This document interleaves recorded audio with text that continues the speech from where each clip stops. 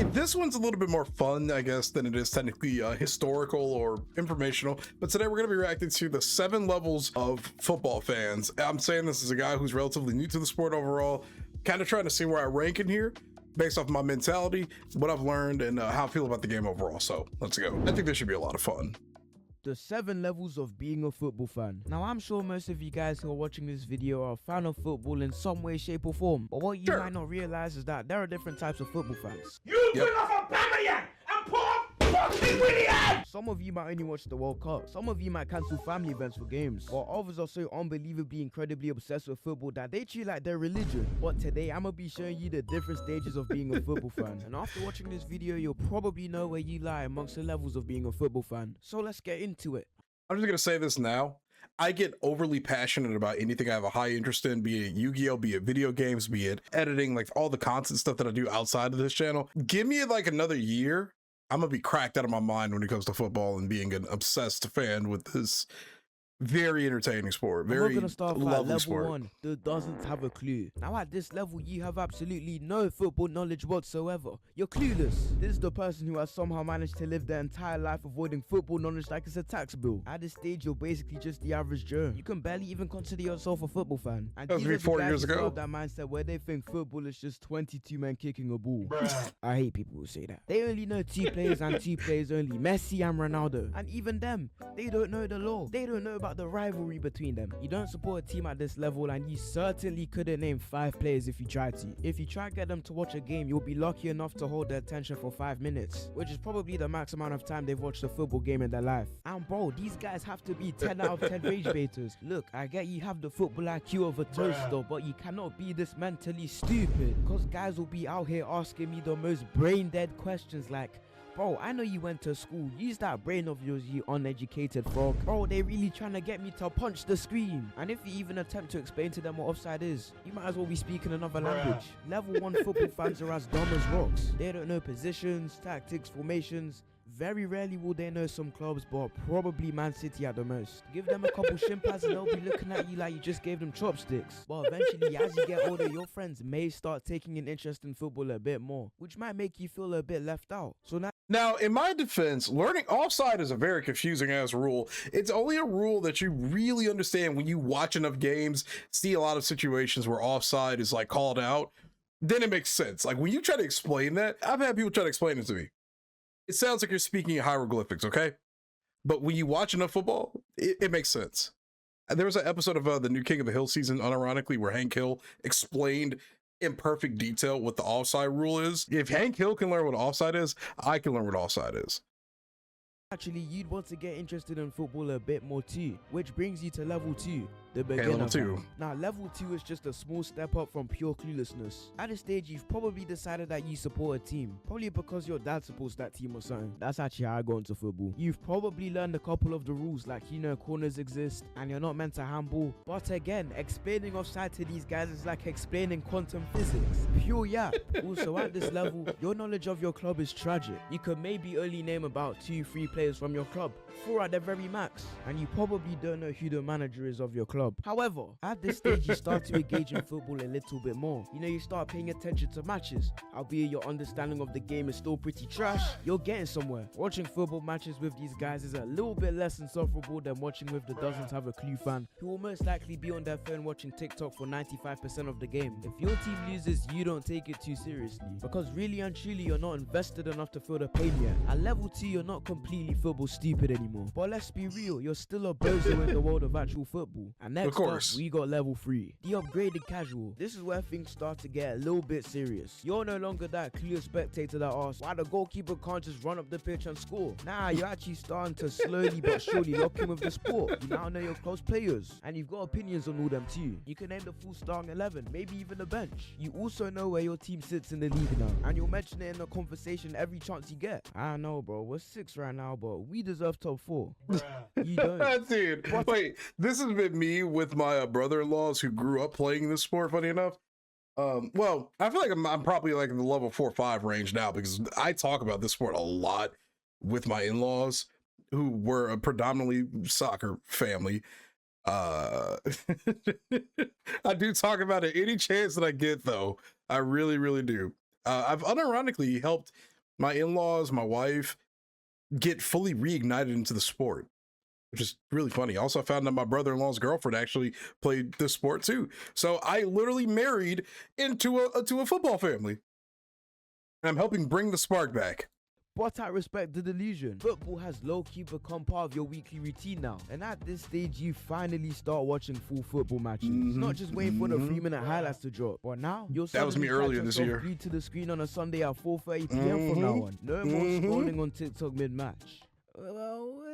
Maybe just a little bit. I'd say that I'm like a level 4 football fan, which we'll get into later, and I'm still guilty of doing this. We all gotta get our daily dose of TikTok somehow. Your football terminology is also improving. You're throwing words into a conversation like low block, false 9, inverted fullback, but you almost definitely have no clue what any of that means. And at this stage, you know how to start football debates in the group chat, even if they're the worst takes in the world. But now you're actually starting to gain some adequate, decent ball knowledge. Like, for example, you could confidently say that Henry is better than Salah. You, my friend, no ball. Fight it out in the comments. By level 3, you're more or less a functioning football fan already. Level 4, the proper fan. I think this is where I sit. Maybe 5. No return. You're not just a fan anymore. Oh, no.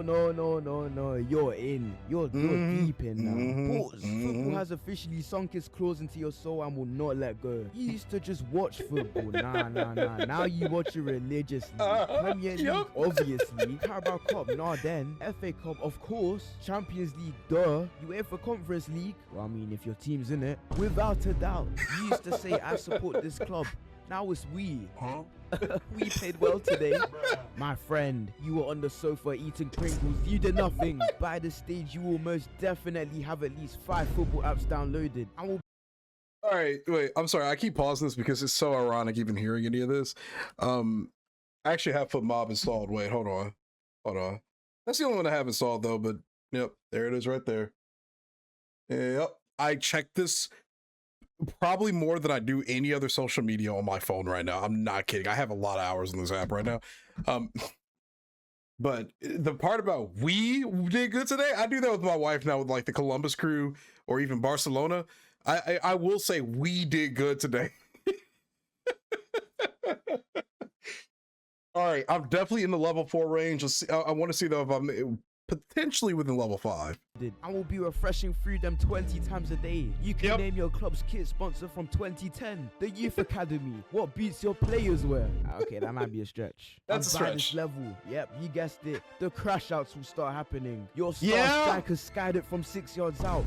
Expect your remote to be obliterated. One dodgy VAR decision, and your phone's getting yeeted. By level 4, there's no going back. But if you think that's bad, oh no, we're just getting started. Welcome to level 5. The football addict. You've officially entered the knows way too much about football category. People can't even talk casually around you anymore because you'll interrupt them with facts no one asked for. Someone will say, oh, that Holland guy's fast. And then this bozo will come in talking about some...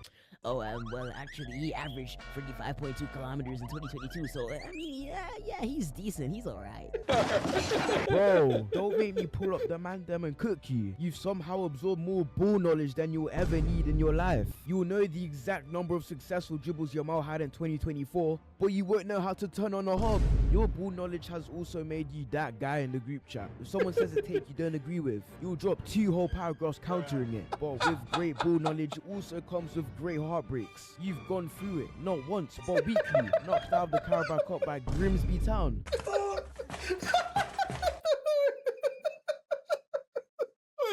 Wait, the Grimsby Town part. When did this video come out? Okay, he's talking about Grimsby Town, so he's talking about Manchester United. Oh my god, I just proved this point right there. Holy shit. I'm laughing because this is so true. All of this is so true. Oh man. The crash out part is real.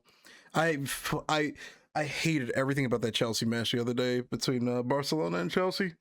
Where was I when that game was going down? I think I was at the gym and I had it playing in my ears and it made every rep more worth it. That was a terrible day. This has been a terrible week. This has been a terrible week for me, man. At Grimsby Town. That was embarrassing. Fucking shit. Valid crash out. If I was a Man United fan, I don't blame you, bro. You're so deep into football YouTube that your recommendations page looks like a coaching course. Yeah. I'll put Guardiola has reinvented Man City to win the Champions League. How Mikel Arteta has tactically reinvented Arsenal and his own philosophy this season.